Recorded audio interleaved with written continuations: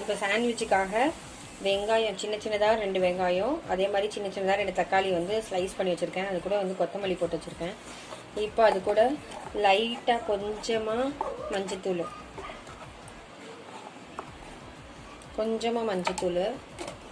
அப்புறம் கொஞ்சம் காரத்துக்கு கொஞ்சமாக மிளகாத்தூள், லைட்டாக கரம் மசாலா,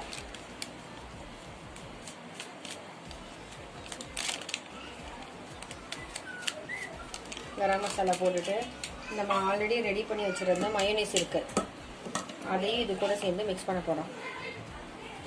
ஒரு 2 ஸ்பூன் அளவுக்கு மயோனைஸு, அதுக்கப்புறம் வந்து கொஞ்சம் டொமேட்டோ கெச்சப்.